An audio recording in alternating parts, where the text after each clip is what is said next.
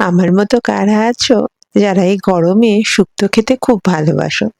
আমি কিন্তু আজকে সেই শুক্তোই বানিয়েছিলাম একদম অনুষ্ঠান বাড়ির মতো। নিয়ে নিয়েছিলাম পেঁপে, উচ্ছে, সজনে ডাঁটা, গাজর, পটল আর ওইদিকে কিছুটা আলু, বেগুন, মিষ্টি আলু আর কাঁচা কলা।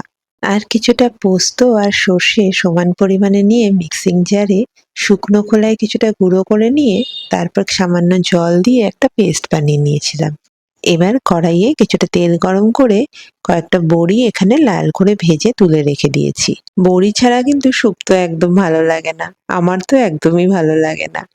এবার এটা তুলে রেখে দিয়ে যে উচ্ছেটা লম্বা করে কেটে রেখেছিলাম সেটাকে বেশ লাল করে ভেজে রেখে দেবো। উচ্ছেটা ভালো করে ভেজে পরে এটা যখন শুক্তোতে দেওয়া হয় সেটার টেস্টটা কিন্তু অনেকটা বেড়ে যায়।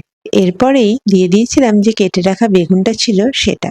এটাকেও সেরকমই তেলে একটু ভেজে নিয়ে তুলে রেখে দিতে হবে। এরপরেই কড়াইয়ে দিয়েছিলাম কিছুটা পাঁচফোড়ন ১ চামচ মতো। আর সাথেই দিয়েছিলাম একটা গোটা তেজপাতা। এরপরে দিয়ে দিয়েছিলাম আলু আর মিষ্টি আলুটা। ভালো করে নাড়াচাড়া করে একটু লালচে করে ভেজে নিয়ে তার মধ্যে বাকি সবজিগুলোকেও দিয়ে দেব।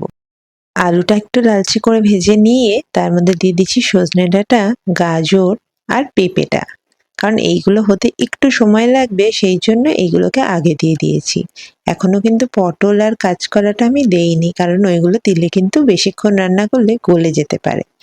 এইগুলো একটু নাড়াচাড়া করে নিয়েছি ৩-৪ মিনিট। তারপরে এর মধ্যে দিয়ে দিয়েছি পটল আর কাঁচকলাটা। এগুলোকেও ২-৩ মিনিট নাড়াচাড়া করে দিয়ে দিয়েছিলাম স্বাদ মতো নুন আর দিয়েছিলাম ১ চামচ মতো আদা বাটা। এবার আবারও ৩-৪ মিনিট এটা বেশ নাড়াচাড়া করে নিয়েছি। আদাটাকে ভালো করে মিশিয়েও নিয়েছি। সবকিছু মেশানো হয়ে গেলে এর মধ্যে দিয়েছি যে সর্ষেটা বেটে রেখেছিলাম সেটা। সর্ষেটার মধ্যে আমি সামান্য জল মিশিয়ে সেটা দিয়েছি। ভালো করে মিশিয়ে নিয়ে এর মধ্যে দিতে হবে সবচেয়ে জরুরি উপকরণ, সেটা হচ্ছে ১ বাটি দুধ। দুধের পরিবর্তে তোমরা গুঁড়ো দুধ জলে গুলিয়েও দিতে পারো। সেটাও কিন্তু খেতে বেশ ভালোই হয়। তবে হ্যাঁ, সেটা একটু মিষ্টি বেশি লাগে আমার, সেজন্য আমি নরমাল দুধই দেওয়ার চেষ্টা করি। এবার এর মধ্যে পরিমাণ মতো জল দিয়ে দিয়েছি কারণ এখানে যখন বড়ি আর সব সবজি দেব সেটা কিন্তু জল অনেকটা টেনে দেবে। এবার এর মধ্যে বেগুন আর উচ্ছে ভাজাটা দিয়েছি আর সাথে দিয়েছি বড়িগুলো। সবকিছু ভালো করে মিশিয়ে ৩-৪ মিনিট এটা ভালো করে ফুটিয়ে নিতে হবে।